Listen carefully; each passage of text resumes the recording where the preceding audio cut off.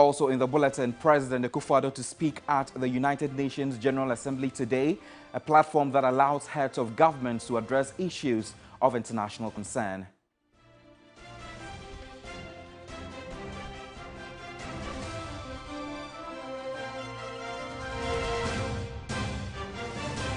On the international front, the mayor's home in Libyan city of Derna burned to the ground as hundreds of protesters demanded answers for last week's catastrophic flood.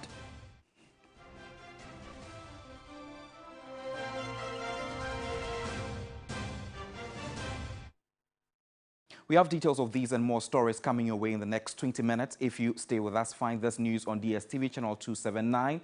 We are also streaming across the world on Facebook at TV3 Ghana. Your thoughts and comments are welcome. My name is Godwin Asidba. Welcome to the program. Several world leaders have delivered their speeches at the United Nations General Assembly, a platform that allows them to address issues of international concern. The UN Secretary General Antonio Guterres urged them to use their remarks to foster peace and not fund divisions among member states. My colleague Sani Abdurrahman, who is covering the high-level meetings, has come through with the following report.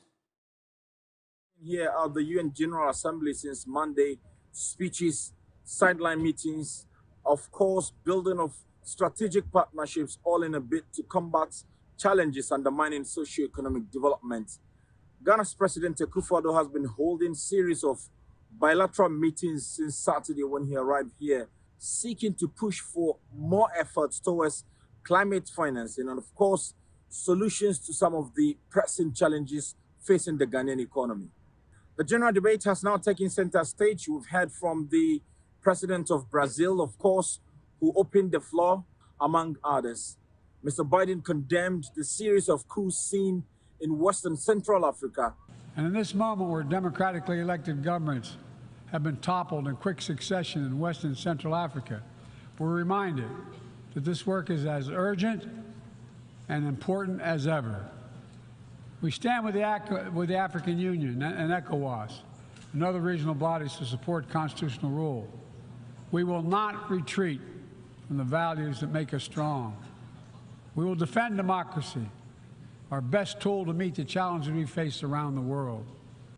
On climate financing, President Biden pledged to support Africa to help adapt and build climate resilience, which is all Africa has been asking for. We need to fill the gaps and address the failures of our existing system exposed by the pandemic. We need to ensure that women and girls benefit fully from our progress. We must also do more to grapple with the debt that holds back so many low and middle-income countries.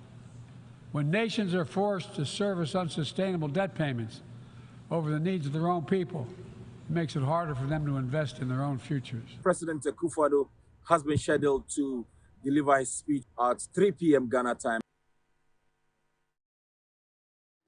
Let's do more stories. The Office of the Special Prosecutor, OSP, has disclosed new details in its ongoing investigation of the former Sanitation Minister Cecilia Abena-Dapaah.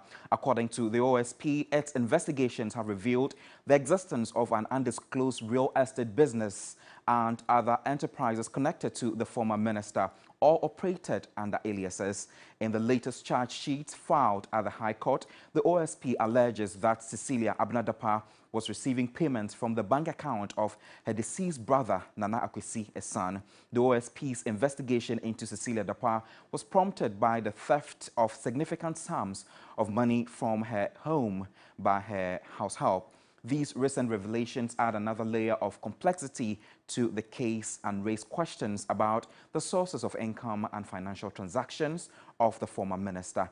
The court will play a pivotal role in determining the legitimacy of these claims and whether freezing her assets is warranted.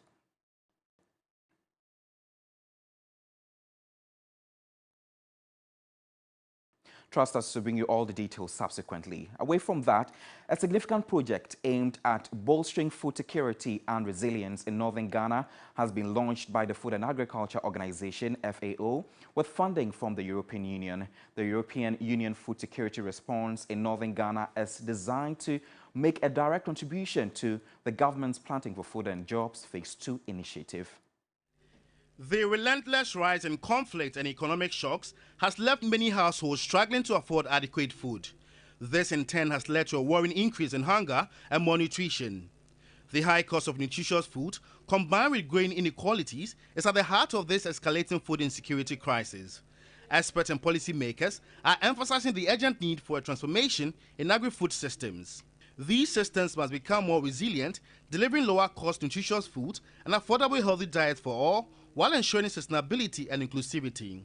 The project will promote various crop-specific agroecological systems and approaches and support the sustainable development commodities as highlighted in PFJ Phase 2.